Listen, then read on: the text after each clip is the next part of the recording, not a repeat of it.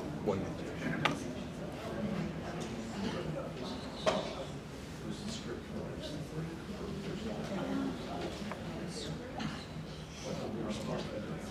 It's just you guys, right? Just you two? But it'll be Brooks at part of the way through, so we'll have. No one's moderating up here. No, right. Just like, listen to you. It's just a microphone. Okay. Just a wireless microphone. All right, great. That's good. All right, we're going to start right on time here.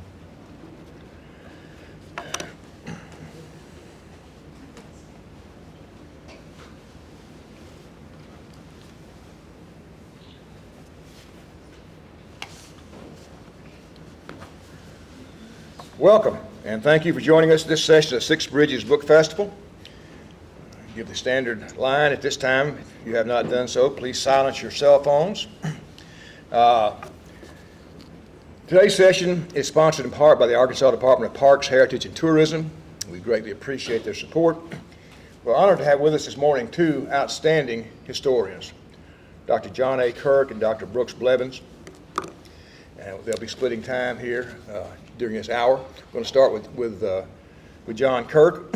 John Kirk is the George W. Donaghy Distinguished Professor of History at the University of Arkansas at Little Rock. He taught at the University of Wales and the University of London in the United Kingdom before moving to the United States in the summer of 2010. Kirk served for 5 years as chair of the UA Little Rock History Department and for 4 years as director of the Anderson Institute on Race and Ethnicity. He has authored, edited, or co-edited 10 books and published in a wide variety of journals, edited book collections, newspapers, and magazines. He's held several grants and fellowships in both Europe and the United States, including as a Roosevelt Studies Center Fellow at Middelburg in the Netherlands, the John F. Kennedy Presidential Library Fellow, and the Rockefeller Archive Center Scholar in Residence. So we want to welcome John Kirk this morning. John, I want to start out by asking you this. Why another biography of Winthrop Rockefeller? As you mentioned in your book, you have the two lives, I think, from John Ward, who was sort of a Rockefeller insider. Then you have, I think, the Kathy Irwin book. So why Winthrop Rockefeller? Why Winthrop Rockefeller, yeah.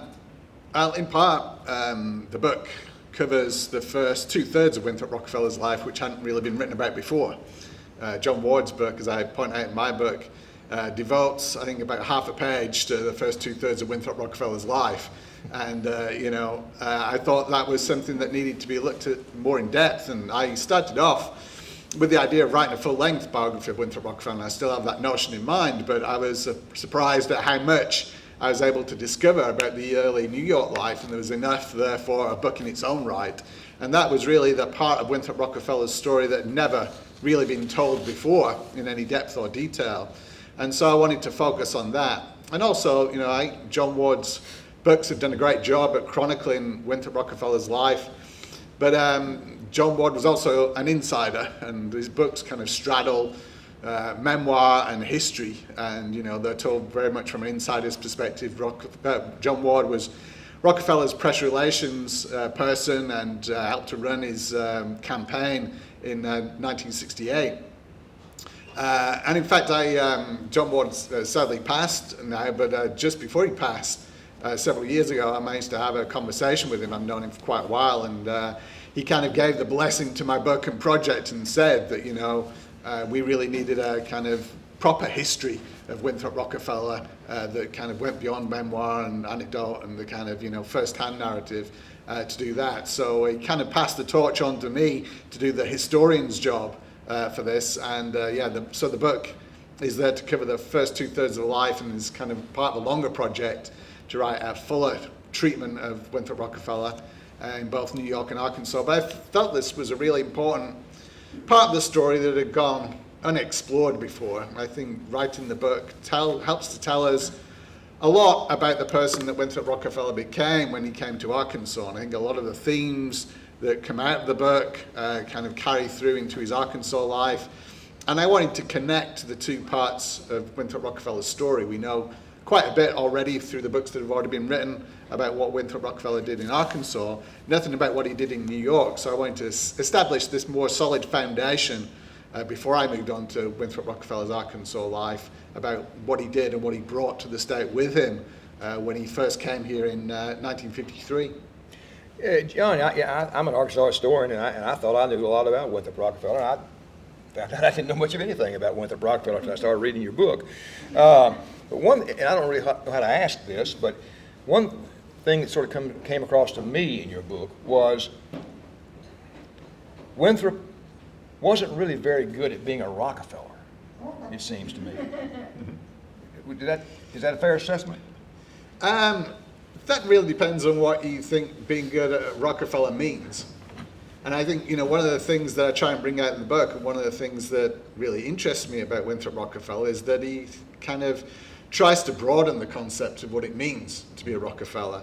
And in the past, that's had him labeled as the so-called black sheep of the family, because he's an outlier and because he's different from the rest. But I wanted to try and challenge in my book that notion of a black sheep, which means a kind of disgrace and an outcast, and to recast Winthrop Rockefeller's story as a different kind of Rockefeller, exploring a different way that a Rockefeller could be. And certainly he was beyond the mold of his brothers and his father and to a large extent his grandfather. And he was a different kind of expression of a Rockefeller, but I would argue, important in his own right, an important story in his own right, that kind of counterbalances the rest of the family story in the Rockefeller family.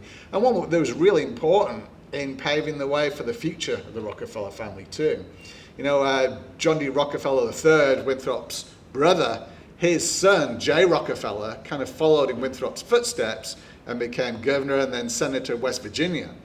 And Jay apparently spent a lot of time up on Pettigene Mountain with Winthrop, getting advice from him when he was about to set up on his own political career, moving south.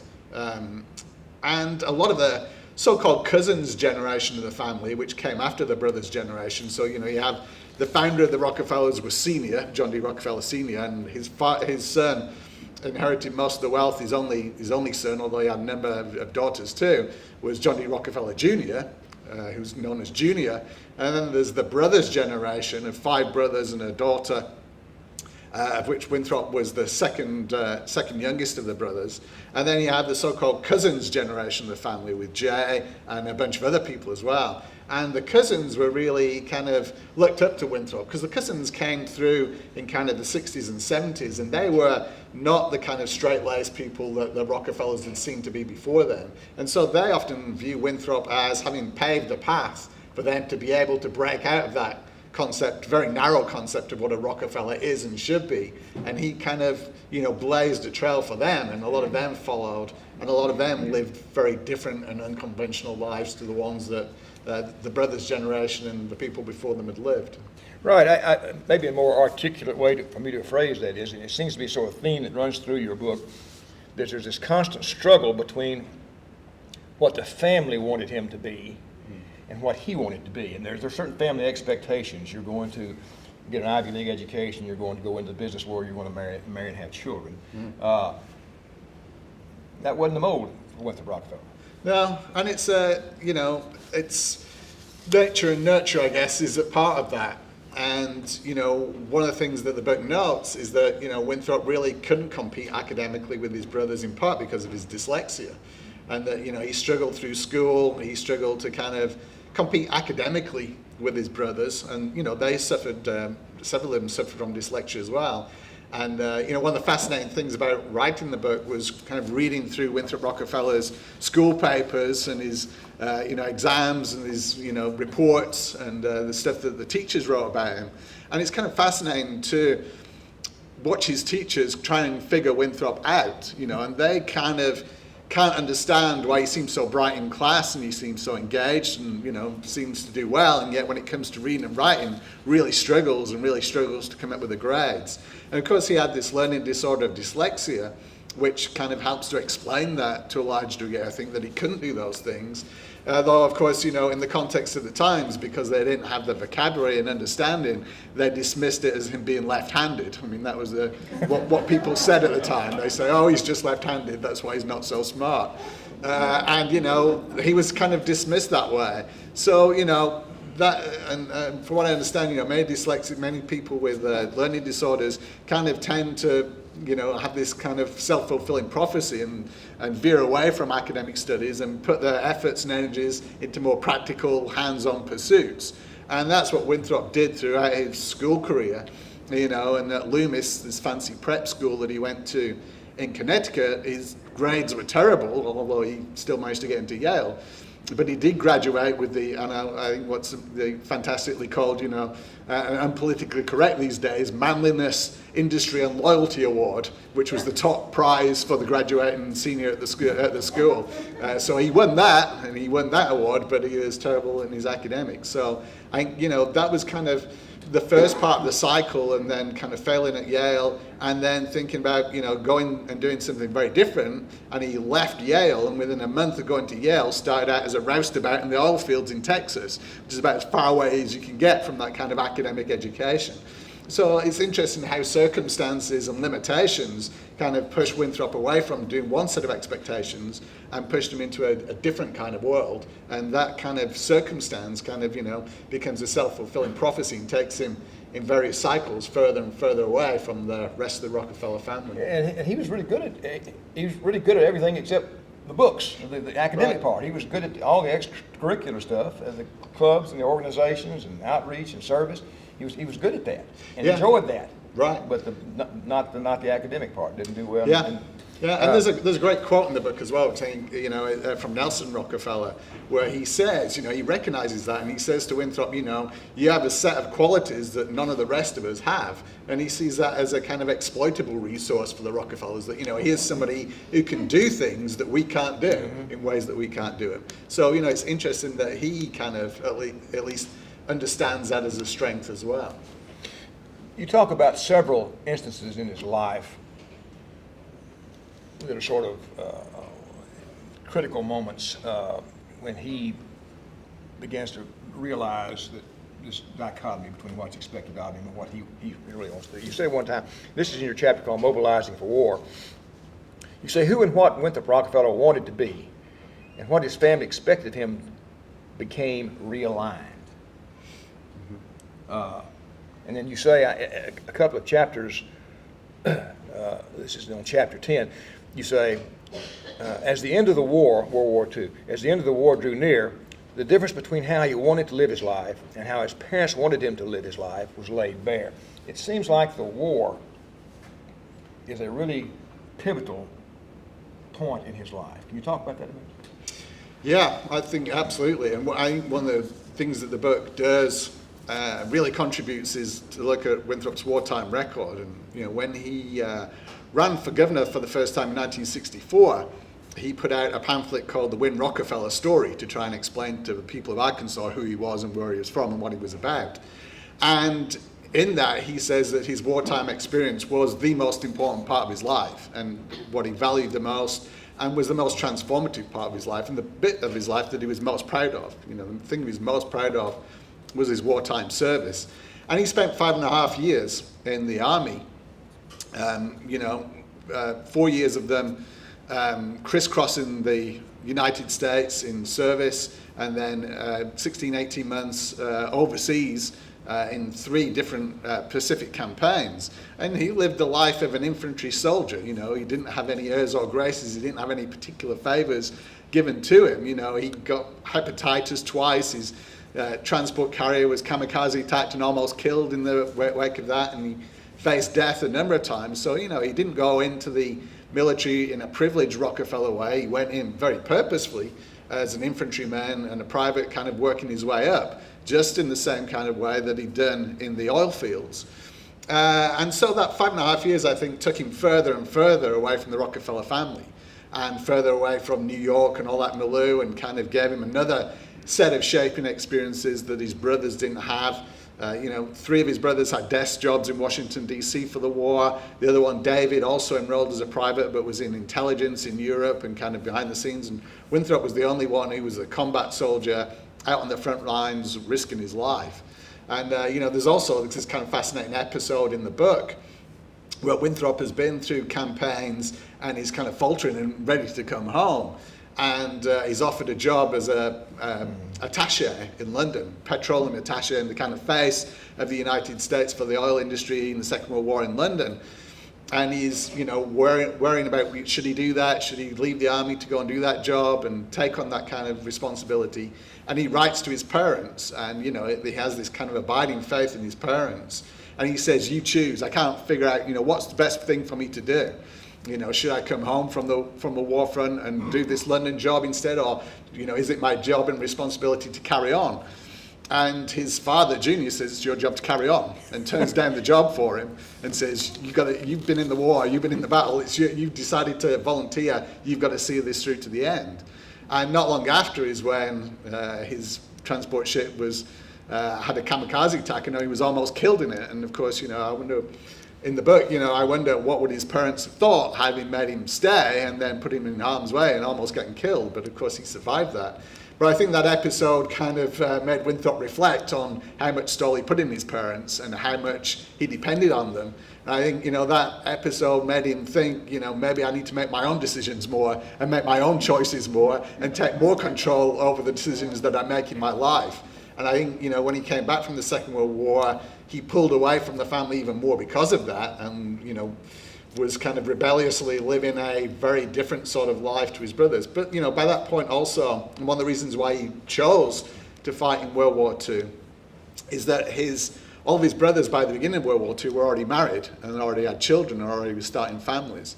And Winthrop really believed passionately that, he just traveled in Europe and seen the beginnings of the war in Europe, and spoke to a lot of the leaders in Europe as a junior executive for the Saucony Vacuum Oil Company. And he came back with a very firm intention that the Rockefellers should play a role in raising consciousness about America's preparedness for the war and participate in that war too. He firmly believed, he said to his brothers, that the Rockefellers benefited more from American democracy perhaps than any other family in the United States, and that they should therefore have a stake in that war and play a part in that war.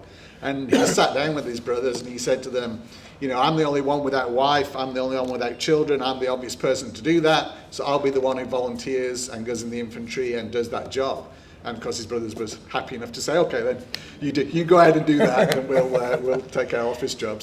But Winthrop is happy to do it, his brothers are happy to do it, and it kind of reconciles their interests, right?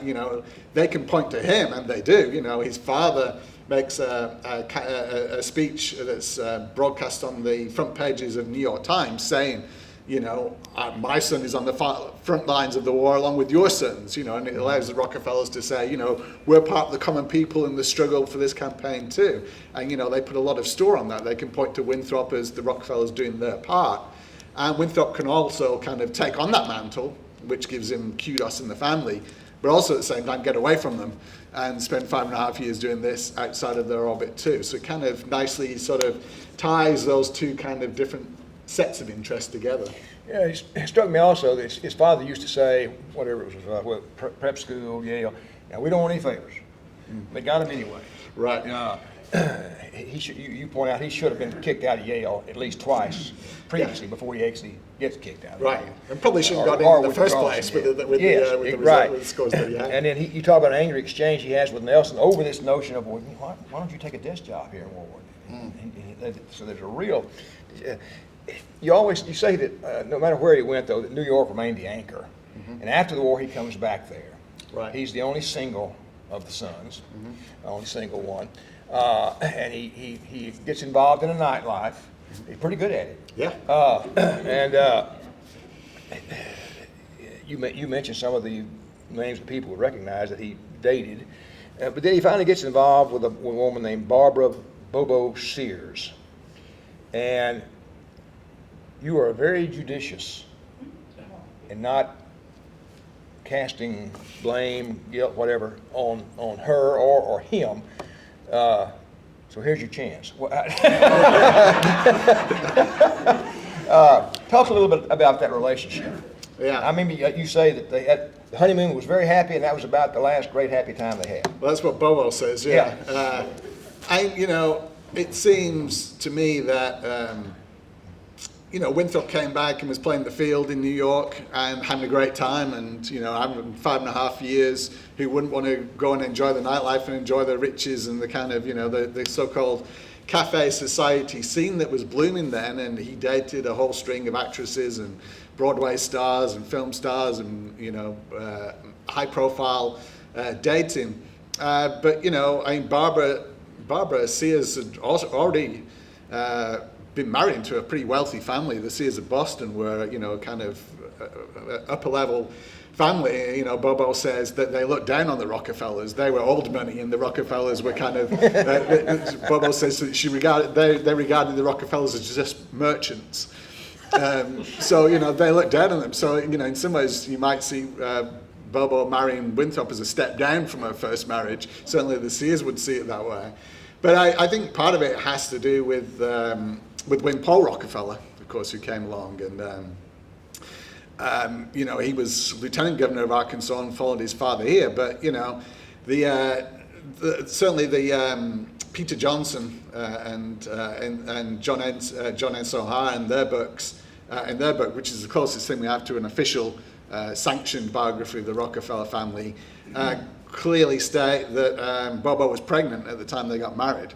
So I think the pregnancy kind of dictated the marriage, and Winthrop did the honourable thing, and he was a very honourable person, and went to do the honourable thing and got married because of that. But of course that's not necessarily the best reason to get married, and the foundation for the best kind of marriage. And the marriage kind of, after Win Paul came along 7 months after they were married, the marriage then began to break apart pretty quickly afterwards, and an 18-month marriage quickly turned into an almost 5-year divorce.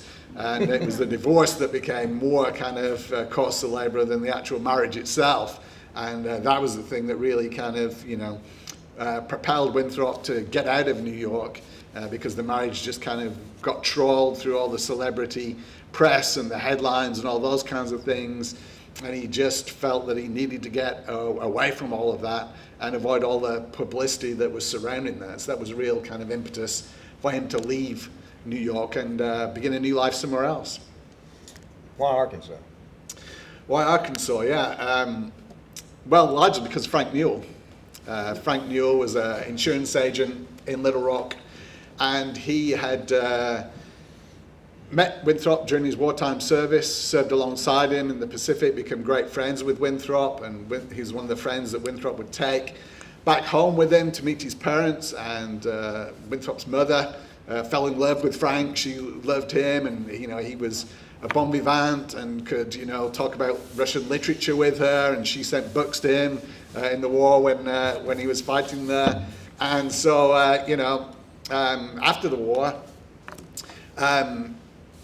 they said Winthrop actually wanted Frank Newell to come and work in New York with him and join the family enterprise in the Rockefeller Center.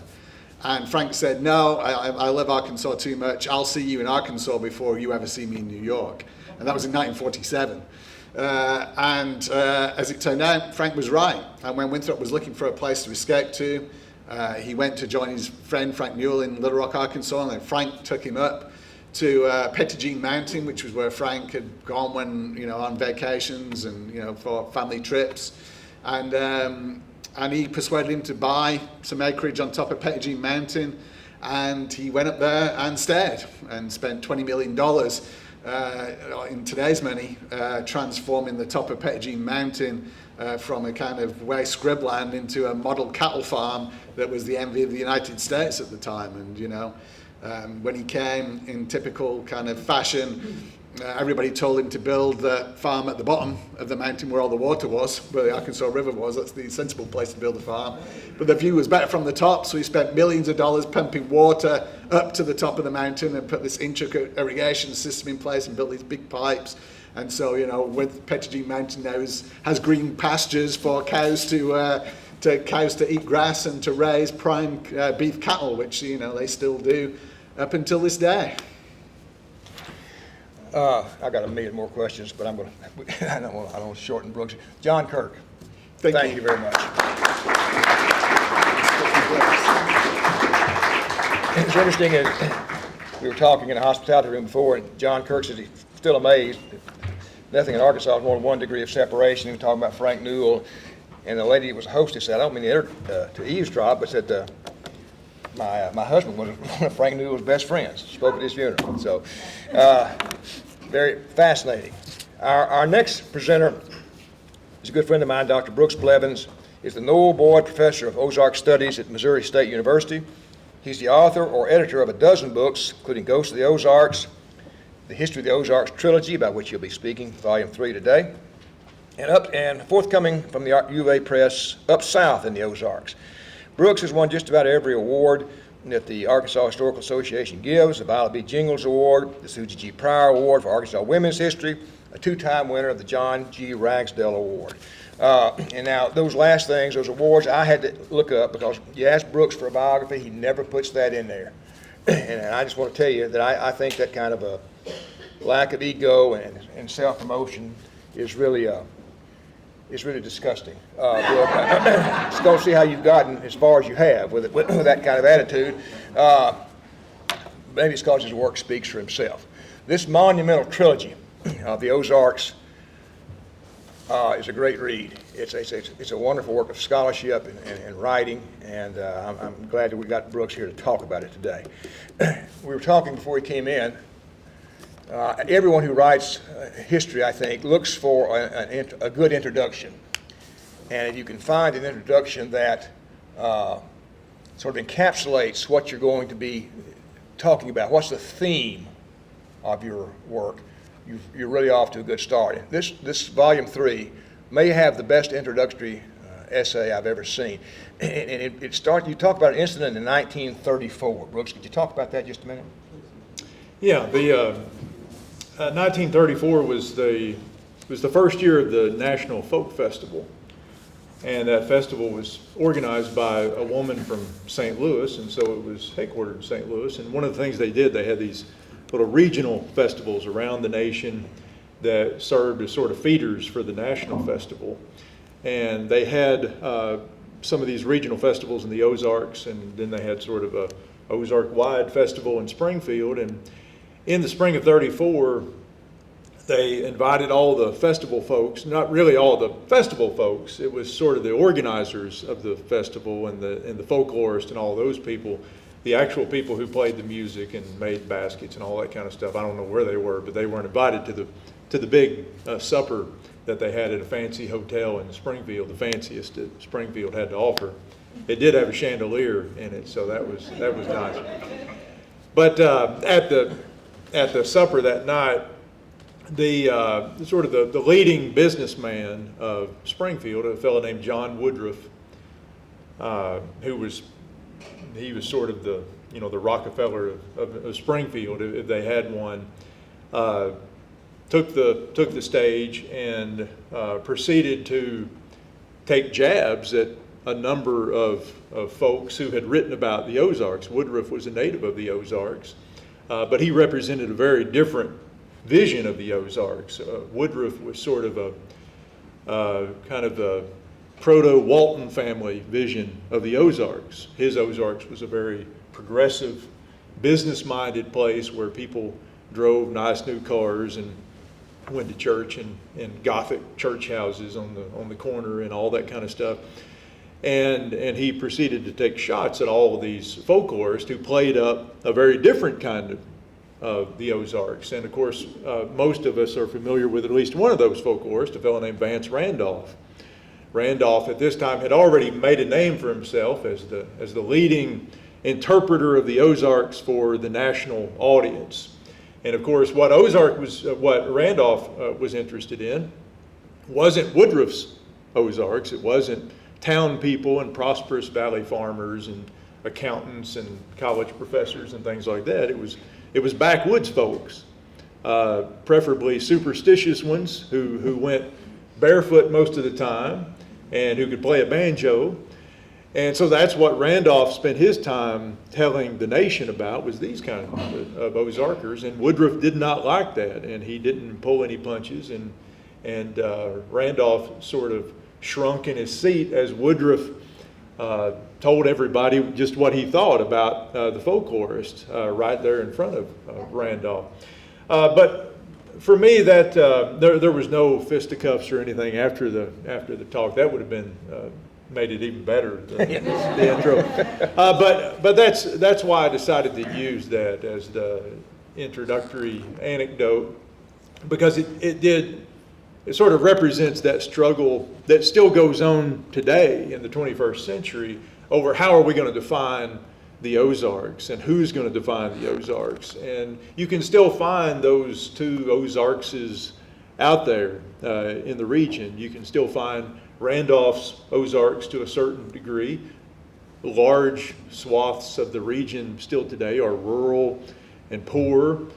They may not be quite as musical or agricultural as they were back in Randolph's day, but they're still out there. And then, of course, what we often see increasingly in the 21st century when national reporters or international reporters and writers come to the Ozarks is they gravitate to these places that are like the modern day version of Woodruff's Ozarks. They gravitate to Bentonville and Crystal Bridges Museum and the 21C Hotel and all this fancy stuff and the mountain bike paths and all that kind of stuff. And I think we still have that sort of struggle over what is the Ozarks and who gets to define the Ozarks today. And in 1934, Randolph was the clear winner. He was winning that.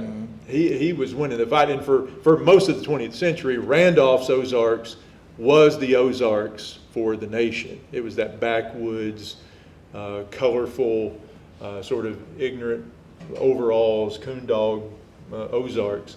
But I think in the 21st century, Woodruff, he's long dead now, but I think he would be pleased that he may be winning the fight now. That may be the Ozarks that the nation is starting to recognize. You said, you talk about Woodruff's version will eventually prevail, but you talk about Randolph's version was the easier sell. Yeah. And a great phrase here, a region blissfully behind the times. And then you talk about the depiction of the image of the Ozarks is this depiction of beautiful nature with ignorant residents, maybe too ignorant even to appreciate the natural beauty. That you might have to have some degree of sophistication to appreciate that. Maybe they were just too dumb, too ignorant to appreciate it. And you say this, and this is another great line, there's a fine line between romance and ridicule. Now I want to talk about a couple of things here that you say are very important. One is the railroad. You say the railroad line was a line of demarcation between the old and new Ozarks. Explain that. Well, I've used that in a couple of ways. One is that just as with anywhere, in any developing nation, the railroad was always that was a big thing. That you went from whenever you went from pre-railroad to railroad era, you were going from pre-internet to internet. You were going from sort of backwards, almost pre-modern to modern in a way of speaking. So that in that sense, the railroad has no different impact on the Ozarks than it does anywhere else in North America or around the globe. But I also use that in the sense that idea was often overblown, as I talk about throughout those three volumes, in that modernization is never an overnight process. It never just happens because the railroad shows up one day and we were ignorant and backward before that, and now, hey, we're uptown and we're ready to go and join the rest of the country. Modernization is a gradual process. The pre-railroad Ozarks was never as backward as we tend to think, and with all the impact that the railroad had, the post-railroad Ozarks wasn't quite as starkly different as we tend to think. But that dichotomy plays into a very essential defining moment for Ozarks history, and that is the writing of Harold Bell Wright's The Shepherd of the Hills, which is still the most popular book that's ever been written about the Ozarks. This is what year? 1907 is when that comes out. It comes out just 2 years after the railroad shows up in Branson, Missouri, and if you don't know The Shepherd of the Hills, it's a novel that's set in the Branson area. It's the novel that sparks Branson tourism. A lot of people who go there today don't realize there was anything before Roy Clark or Silver Dollar City or anything like that. But Branson has been a tourist town for well over a century now, and it's that sparks it. But in Harold Bell Wright's telling of the story, and he was a novelist, he was a minister and a novelist and no historian, he very much painted the story of the Ozarks as the story of a kind of pre-modern Shangri-La before the railroad shows up, and then he had no use for it after the railroad gets there because it becomes like the rest of the country and it loses its romance, and he eventually moves out west and starts writing about other things. But that notion gets so ingrained because of the influence that novel had. It was a bestseller, and it caused literary tourists to flock to the Ozarks, and still to this day, the Branson area is known as the Shepherd of the Hills country. And a lot of the people who visit there have no idea what the Shepherd of the Hills is today, but it's still really a foundational thing. And that notion of at some point that there was this pre-modern society in the Ozarks that's almost mythical in its pre-modernness, really sticks with the Ozarks, and it contributes to that ongoing stereotype of the Ozarks, and it contributes to the popularity of places like Branson and eventually Mountain View, Arkansas, and all these places that really play on that idea that you can step back in time without actually using a time machine, just by visiting these places. Yeah, you say in here, I thought this was interesting. You said the struggle between local elites and their poorer neighbors ultimately was more crucial than an imagined cultural rejection of the outside world. An imagined cultural rejection of the outside world. Yeah, a couple of things there. One is Randolph, as a romantic and as just an ornery feller in general, he over and over told people that was kind of the crux of what it meant to be from the Ozarks, is that you were not only backward and not of the modern world, but you were that way because you had chosen to be that way, that these people wanted to live that way. And we would today say a lot of that was just projection, Randolph projecting his own desires to get away from what he considered the ills of modern capitalistic society in the early 20th century. And he's projecting that on these rural people that he romanticizes. So that's part of what's going on in that. And I just forgot what the other part of that was. I'm going to blame No, that was it. Was that? Yeah, that's what I wanted. Oh, the other thing, I did remember it now. I'm not going to blame it on post-concussion things. Okay. Was the struggle, really the idea of part of this story being the struggle between local elites and local common people, that comes from one of my students, Blake Perkins, who's a wonderful historian in his own right and has written a wonderful book called Hillbilly Hellraisers. Mm-hmm. And it's a book, again, that reminds us that Ozark society was not monolithic, that you had the same economic and cultural divisions within the Ozarks that you have everywhere else. There are elites everywhere, and there are mudsills everywhere, and the Ozarks is no different in that regard. And that was true then, and it's true now. I mean, of course, my research is on the other end of the state in the Delta. And it's interesting how this has changed, because in the antebellum period, there was a sort of a sense that we'd just get rid of those hillbillies, we'd have a really nice state. Now the sense seems to be we'd just get rid of those lowlanders, we'd have a really nice state. Right. But the notion that the Ozarks was all poor, underdeveloped, backward then, and now it's all Springdale, Bentonville, Fayetteville. You say that's equally a myth. That there's still a lot of poor Ozarks out there. You don't get very far from these seats of these towns and cities to find the Right. poor Ozarks. Yeah. And like everywhere else, you talk about how the war and the New Deal greatly impacted the Ozarks. You've had subsistence farming, they're trying to compete on poor land, but that pretty much goes away. Talk about that just a minute.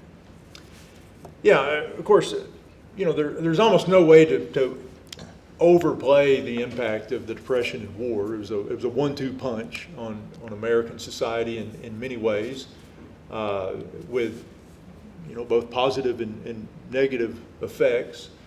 But what you get in the post-World War II Ozarks, just as with almost any rural place in America, was a very different thing with what you got before, and a lot of that has to do with the various government programs that worked in combination with agribusiness to revolutionize agriculture. And when you talk about revolutionizing agriculture and connecting it across North America and eventually across the globe, what that does is it kicks a lot of people out of the system, and it kicks most people in the Ozarks out of the system. And there's this long period in the mid-20th century of trying to find the niche for the Ozarks and trying to find the niche for other places around North America and around the globe. And eventually, we find that in the Ozarks in poultry and beef cattle. But you have that. But you have a change from a very diverse region in many ways in terms of economics and agriculture and all that kind of stuff before the Depression, and an increasingly homogeneous one afterward. And finding that niche especially in the poultry industry, that sets the foundation for so many important things that happen in Arkansas history and in the history of the Ozarks, with the rise of Tyson and those other chicken giants up there, and the rise of Walmart is tied into that, and J.B. Hunt and all these massive Fortune 500 companies are very much tied into that process of the Ozarks finding its niche and being all this stuff not coincidentally happens to take place close to the University of Arkansas, the flagship land grant university that kind of paves the way for all this. So yeah, there's like I said, you can't stress enough all of the many impacts that the connected Depression and the war have, and that's just one example from the agricultural world. But even though you could trace this boom pretty much directly, it seems to me, from back to the New Deal and the war, after 1932, there's a considerable amount of opposition to the New Deal. Yeah. There's sort of would you call it a native conservatism, a native, what would you call that? I wouldn't necessarily. I would call it party politics. Mm-hmm. What you found is that diehard Republicans and, if you know Arkansas history, you're probably going to think, where were those diehard white Republicans in the 1930s and 40s? But for the most part, in the Ozarks, you're talking about Southwest Missouri when you talk about the real opposition to the New Deal, because that was Republican territory, and the New Deal was not a Republican program, and a lot of that was just that's the other party, and we're not we're not going to stand for anything that the other party's trying to pull off here. Dewey Short, who is a native of Southwest Missouri, the Shepherd of the Hills country, not far from Branson, becomes perhaps he may have not been the most outspoken and the best known New Deal opponent in the nation, but he was certainly the most colorful and the funnest to follow, because he was sort of a hillbilly Winston Churchill. He was just wonderful on the stage, very dramatic, articulate feller, and he throughout the 1930s was just a constant thorn in the side of FDR, and for many years he was the only Republican representing the state of Missouri in Congress, in an era when Arkansas had none. He was the only only person from the Ozarks in Congress who representing the Republican Party. Certainly, you can say that there. You know, a lot of people would say, well, they'll look at that and say, well, it's the independent, cussed nature of the Ozarkers. Well, my grandparents and my great-grandparents were pretty independent and cussed in their own ways, and I have always said that until their dying day, they were casting their vote for FDR every time they went to the polls, because they were diehard Democrats, as much as Dewey Short was a diehard Republican. And we know today that that political allegiance is sort of like cheering for your college team, or it's almost got that sort of family allegiance type thing where sometimes it doesn't necessarily fit with our own. We can do things that are sometimes against our own personal philosophies just because our party does. And so I think it was. I think that just your traditional old political, party fight was as much behind that as any notion of the Ozarks being unique in its cussedness and independence. We got about a minute. I want to ask you one thing, though, and I was struck by this. And tell me how this plays into this overall notion of the Ozarks. Crystal Bridges. You would think the reaction of people outside the region would be good for them. That wasn't necessarily the case, was it? Not at first. I started following this because I was probably putting the finishing touches on Arkansas when Alice Walton first made the announcement, and for the first few months or maybe even year or so, a lot of the national coverage about this coming Crystal Bridges was very negative. It was people on the coast. It was New Yorkers and Los Angeles folks and people from Philadelphia who were just really mad. They were irate that this nouveau riche family, similar to what the Rockefellers would have been to the Searses in the mid 20th century, were going around and stealing, and by stealing I mean paying exorbitant prices for these great iconic works of art that should be in New York or should be in Philadelphia or should be in Washington or wherever, and they're taking them to this podunk place in Arkansas. And so that was the early narrative on that story. Once the place opened, very quickly all those folks just kind of caved in. Money, Walton Money has the ability to do that. I think that people just to wear you down, and okay, this is the greatest thing we've ever seen. And in the last 10 years or so, the narrative has been very different. It's been mostly positive, and it's been about, look what this is doing for Arkansas, and look what this is doing for the Ozarks. And again, we still get that dichotomy when we realize that it's not really doing anything for the vast majority of anybody in the Ozarks, but it is repainting the narrative and the image a little bit. Thank you. John, I'm going to ask you to come back up, and we'll take a few questions. Just direct your question either to Brooks or John. I'll moderate here. Yes, sir. Hey, Brooks. You talk about the politics of Springfield and Southwest Missouri. Does that idea and the idea of the New Deal shift to the north central part of the Ozarks and a different part of Missouri, or is that strictly contained to Southwest Missouri? I haven't done extensive research into all of the the anti-New Deal sentiment in the Ozarks, Darren, but I think you're probably going to find it anywhere where you find the Republican Party in pretty good standing at that time. And so that could have included places like Newton County and Searcy County in Arkansas, maybe Madison County at times. The little pocket of republicanism in the mountains of northwest Arkansas is where you probably would have encountered that anti-New Deal sentiment.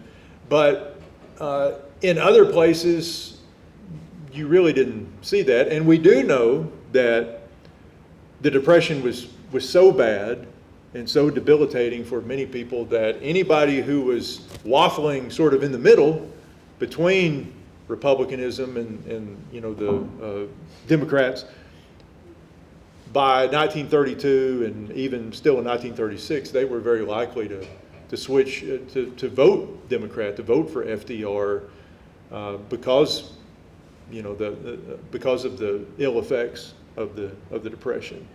And what we see is that as time goes on, as you would expect, the furor sort of dies down and people start drifting back toward the Republican Party in places where the Republican Party had traditionally been ascendant. And by traditionally, I mean since the Civil War had been ascendant. Yeah. Another question. Yes, ma'am. I'm curious, the Rockefellers, when he Winthrop first moved here, cattle rancher, I guess. So, what got him into politics? Right, what got him into politics? I think a large part of what got him into politics was what happened in 1957, the Little Rock School crisis. And, when Winthrop came here, he set up the farm on Pettigene Mountain, but he soon got pulled into the political and kind of civic and business life. And Orville Forbes, who was governor at the time, Arkansas was hemorrhaging population and was, on a real downward spiral and needed some kind of economic revitalization. The cotton economy was crashing and they needed industrial investment in. And so he appointed Winthrop Rockefeller as head of the Arkansas Industrial Development Commission. And Rockefeller enthusiastically set about trying to win industry and use his family contacts, which were numerous, to bring people and businesses into the state, which he did very successfully. He brought a number of new businesses in and was a real booster for Arkansas economic redevelopment. But then in 1957, when the school crisis came, of course, that was a real hit on the Arkansas economy, and particularly Little Rock's economy. No new businesses came to Arkansas for another 3 years after the school crisis. I think that was a wake-up call for Winthrop Rockefeller, and he thought, I'm putting this much investment in the state in terms of my own investments and the time that I'm investing to turn Arkansas around and to make it a better place economically, and yet, it's kind of race relations, it's kind of cultural backwardness, all those kinds of things are holding it back, and those are the things that need to be addressed. I don't think he was a very natural politician. Nelson was the politician in the family, and he didn't like the notion of doing that. But I think it dawned on him more and more that in order to change the state, he would have to be the person who did that. And he would much rather have been the kingmaker for someone else and back somebody else to run for office. But everybody persuaded him, probably correctly, because his name was such a force and became so prominent with the stuff with the Arkansas Industrial Development Commission, that he was the only person who could realistically take on the Democratic Party and beat it. And of course that proved the case. I think, he had to be persuaded into politics, and he had to be pulled into politics, and everybody persuaded him he was the only one who could do it. And of course he was. And in 1966 he took on Jim Johnson. He took on Forbes first in 64 and got beat by Forbes. But then Forbes dropped out in 66. He ran against Jim Johnson, who was the kind of state's ultra-segregationist, even more so than Orville Forbes. And, I think one of the really important legacies of Winthrop Rockefeller's legacy is that 1966 election, where he pretty much put the sword to the Democratic Party as a kind of neo-Confederate party after the Civil War, and paved the way for a whole new group of Democrats in the state who were completely different to the people who'd gone before them. So Rockefeller really does kind of, I was saying to this Tom and Brooks before, I think is a really important part between what we know about Orville Forbes and the kind of segregation, and a lot has been written about Forbes, and a lot has been written, of course, about Bill Clinton becoming president, all those kind of things. I think Winthrop Rockefeller is the key transition point between how you get from a state of Orville Forbes to how you get to the state of Bill Clinton. And Rockefeller transforms the kind of politics of the state and opens the way up for Dale Bumpers to become elected in 1970, then for David Pryor to follow him, and then for Bill Clinton to follow him as governor, and then they go on to the senators, and he goes on to the White House. I think, Rockefeller his main legacy in the state is kind of that seismic political shift and transition that he makes from one-party democratic politics to two-party politics, and the kind of viable two-party political system in Arkansas for maybe 50 or so years. And now's a kind of fascinating time to be writing about that, as Arkansas kind of reverts to type and becomes another one-party state that it always was. So Winthrop kind of opens up those possibilities for Arkansas politics, and that's kind of crucial to him. So I think his political legacy as a kind of unwilling politician is a very far-reaching one. Yeah, other questions? Yes, sir. Probably a question for both of you based on what you told us about how the Depression changed, I think, the political dynamic in the state, Brooks, if I understood you correctly, and how Winthrop Rockefeller tended to reverse, I guess, what the Depression had changed. From the end of the Civil War and Reconstruction to the Depression, were political divisions reasonably static, or were they dynamic? Can you speak to that?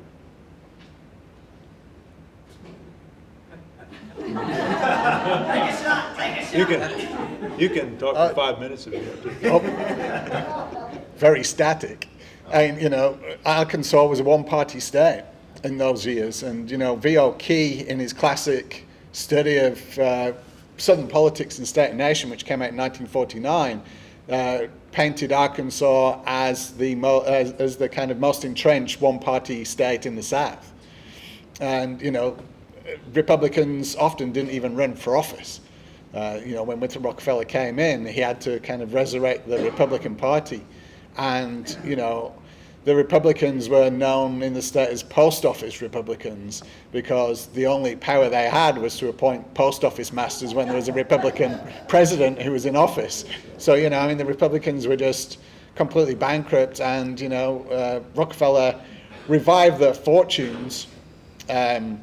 And of course, for a short period, and the kind of party collapsed with him and has only been revitalized since after Rockefeller passed away.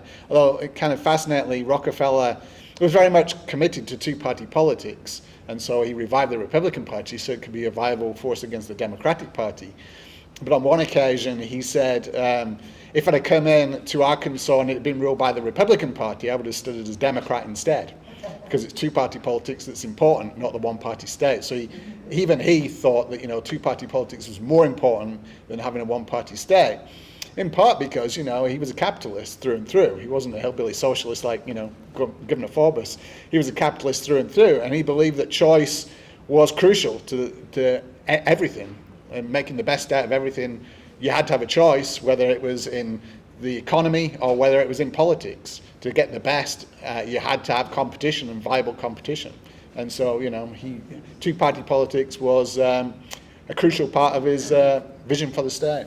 Brooks? You think they Yeah, yeah, I think. I don't have much to add for Arkansas. I would say that some of the static nature in Arkansas politics in the late 1800s was due to political chicanery and oppression. Probably you had a brief period of time where populism threatened to rear its head with the Brothers of Freedom and the agricultural wheel and groups like that, and for the most part the Democratic establishment was able to use methods to sort of pound that down. But I think, and I know this is more of an Arkansas crowd than a Missouri crowd, but if you go north of the state line in the Ozarks, you did have a less static political situation in the Ozarks of Missouri. Not only did you have a very strong divide between rabidly Republican counties and equally rabidly Democrat counties, even in the Ozarks, but you also had a steady demographic change in the decades after the Civil War as the railroads spread first into southern Missouri, much more quickly than they did into northern Arkansas, and you had a lot of these Midwestern migrants who started following the rails into the region. Many of these were Union veterans who brought their bloody shirt republicanism with them, and you start to see even counties switch from blue to red using the modern color scheme that we're familiar with in the 1870s and 1880s and 1890s in southern Missouri because of that influx of newcomers to the region. It's got to be our last question. I want to give them a nice round of applause again for these two excellent historians.